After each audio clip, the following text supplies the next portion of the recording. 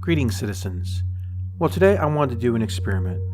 There's been an ongoing debate for quite some time about the viability of stick IM, mouse IM, and stick fixed, and how they relate in performance, time to kill, all sorts of good stuff like that. So I decided to go ahead and set up a test and see for myself how these come out. Now for this test, I'm not actually going to be using virtual stick on mouse or mouse relative mode. I'm not versed with them, and frankly it would be a bad test if I was to be using them.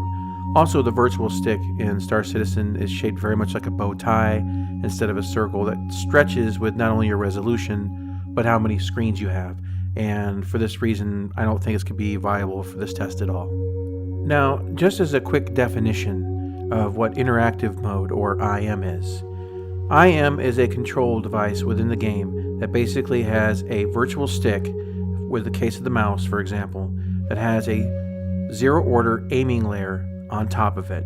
Now this mixes first order and zero order, creating a disparity in the game where the aiming and the gunnery of the game becomes more about pinpoint pixel perfect accuracy as opposed to positioning of your craft. For each control option, I ran 3 tests, doing 3 rounds of each controls each, and keeping the best times of each one to show optimum performance that I was able to pull off. The mouse I have is a Logitech G502. The stick that I'm using is a T16000M. This is a very accurate stick, one of the more accurate ones you're going to find on the market, and definitely more accurate than most of your Cytec sticks. The throttle is the new TWCS throttle. I used the throttle with both the mouse and the stick in order to keep the left hand exactly the same, only changing the control that I was using on the right hand. Flight modes were kept identical through the course of these tests. It was basically coupled and G-Safe on and comm stab was off for all the tests. Mouse control did not have any custom curves, nor did I have access to the Z-axis due to the rotation not being mapped to the throttle. This is raw, basic starting mouse values. I probably honestly have less than 5 hours of use with mouse flight in Star Citizen. I only utilize this control when flying larger ships with forced gimbals. I have very little fighter experience with this control. Most experience I have with mouse flight is from War Thunder, which I probably have around 400 hours of flight time, mixed between sim, realistic, and arcade. And not all of that is with the flying either. Some of it was with tanks, so that doesn't really count. But most of that control with War Thunder that was flying was with the mouse. My stick values are at a curve of 2.1, and I've been using sticks for flight since the Atari 2600. I've had dozens of sticks and played all kinds of flight games from basic to full sim over the past 35 years. If I had to pick an amount of time, I would say it's well over 10,000 hours of time using sticks for flight. For the combat arena, I decided to use Vandal Swarm on Broken Moon, and the reason I wanted to use Vandal Swarm is it's actually a test bed where the factors are always going to be the same. You're always going to have the same variables. The AI is always the same AI, and that should give a fairly repeatable test bed. No missiles were used, and we used laser repeaters on my Saber.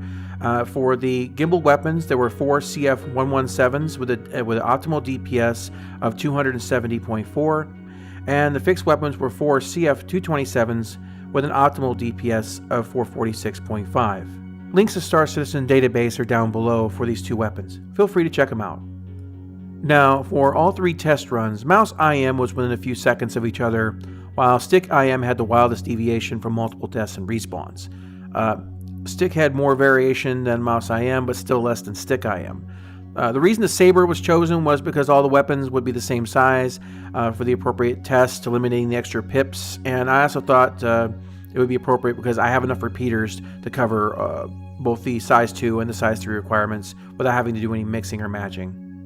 So I'm going to go ahead and let the video play just a little bit here so you can see a little bit more detail what's going on. I'll cut out some of the middle part here to get more towards the end.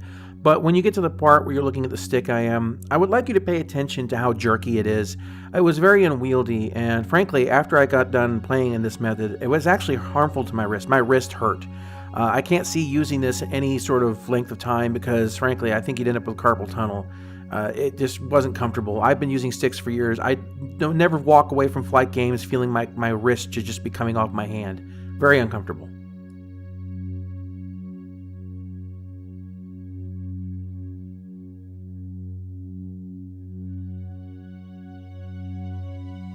Alright, as you can see here, we have some final times. Mouse IM came in at 7 minutes 37 seconds, or basically 457 seconds. Stick Fixed came in at 8 minutes 28 seconds, or 508 seconds. Stick IM was by far the worst at 11 minutes 37 seconds, or 697 seconds. And as I said, Stick IM, that really hurt my wrist, and needed to take a break for a while. Frankly, it's been a couple hours since I've done the test, and my wrist is still kind of still sore from doing that.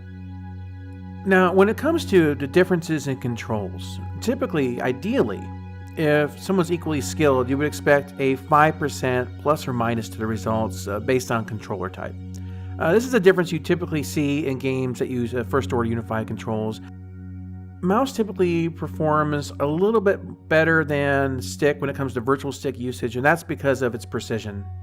Okay, so the basic percentages here that we have is that Mouse IM versus Stick Fixed. The Mouse IM won by being basically 10.04% faster, killing, and remember, once again, I had no custom curves, no Z-axis rotation, and almost no experience using it.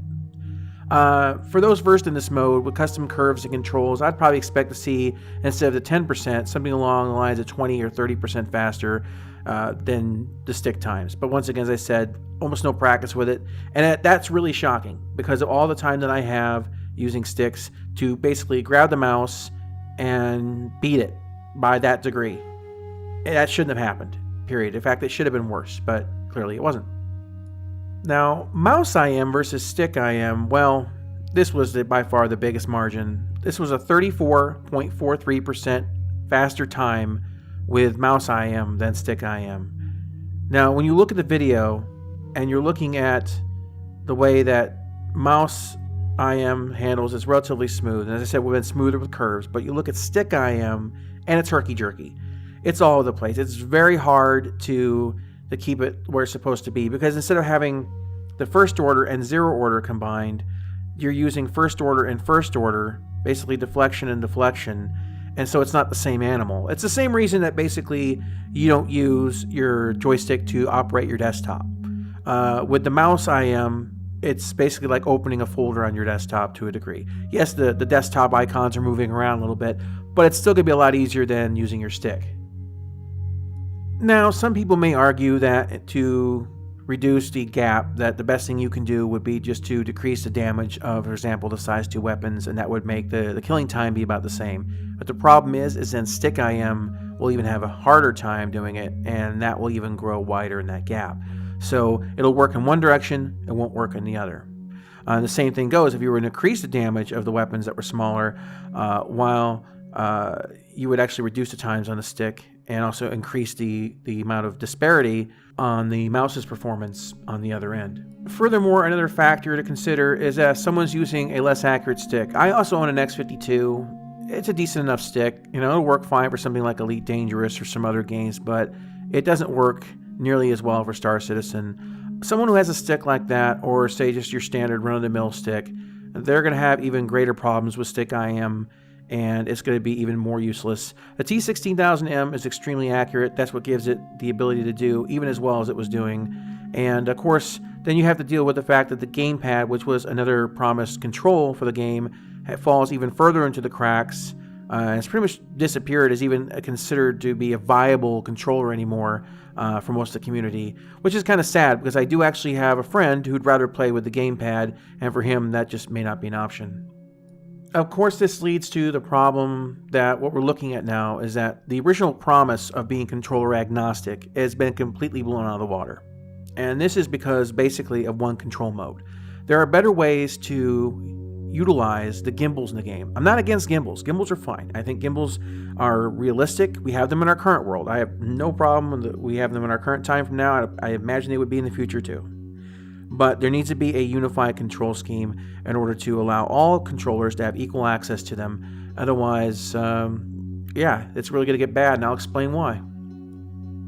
There are potential future problems that are going to be coming up with this.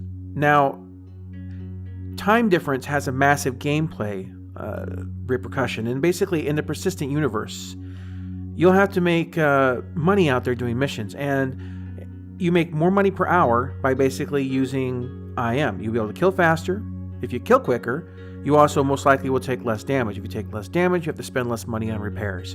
And if you spend less money on repairs, you have more money in your pocket to buy new toys and whatever. Now, in the long run, that means basically, if you want to have success in the persistent universe, right now, it's go IM or go home. And that's sad, because it shouldn't be that way. Because if you look at the amount of ships in this game that have forced gimbal loadouts, everything from the Avenger to the Starfarer, to Freelancers, these are ships that, you can't swap this stuff out. And even if you could, you probably wouldn't want to, because they're not fast-turning ships.